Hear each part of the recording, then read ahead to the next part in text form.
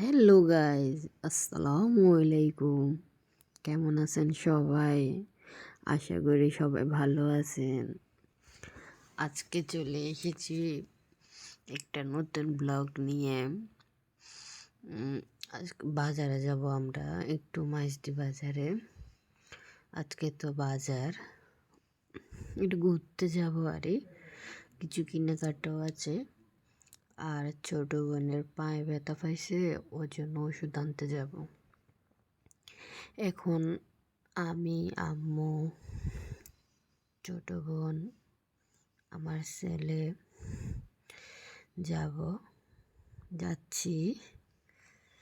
এখন ছেলের সাথে একটু ঢং করতেছি, মা ছেলে মিলে।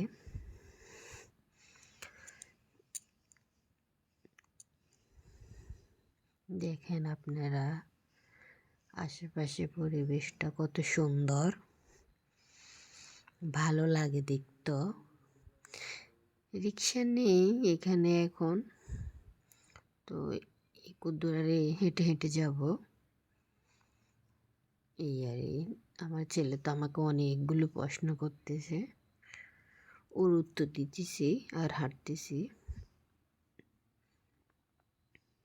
এখন সামনে মা আর ছোট বোন আমাদের সামনে, আমি আর আমার ছেলে আস্তে আস্তে হাঁটতেছি আর কথা বলতেছি। পরে একটা রিক্সা পাইছি, উঠে গেছি। আমার ছেলে তো অনেক খুশি, সে ঘুরে ফিরে করতে পারলে অনেক খুশি, তাকে আর কে থামায়। আর রোডের অবস্থা এতটা ভালো না,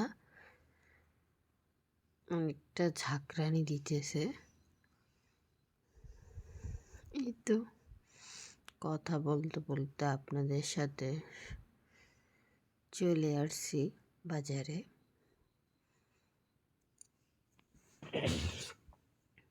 এখন দেখি তো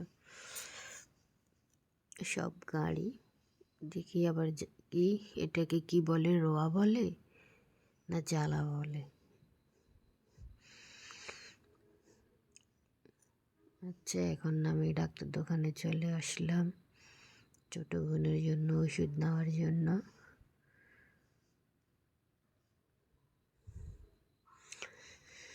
এবার চলে আসছি কলা দোকানে, ভ্যান গাড়ি থেকে কলা নিমো ছেলের জন্য।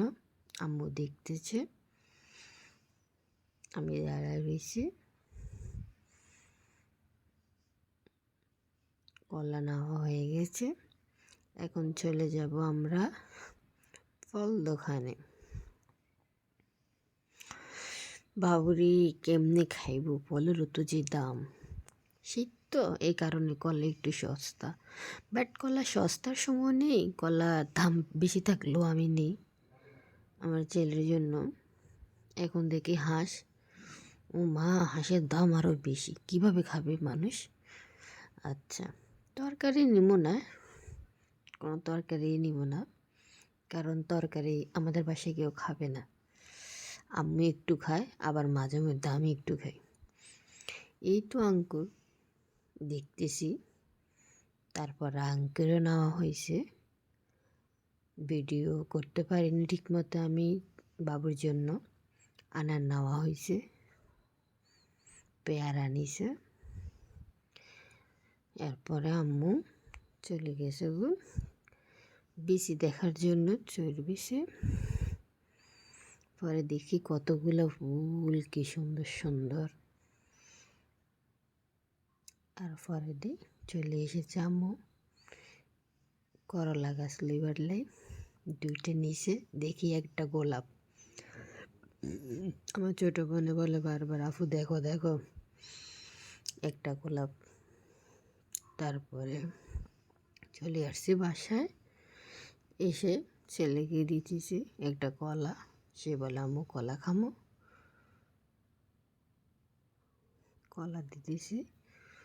ও নিজে ছিলিতেছে আমার হাত থেকে নিয়ে, তারপরে আমি নিয়ে খাওয়াই দিতেছি।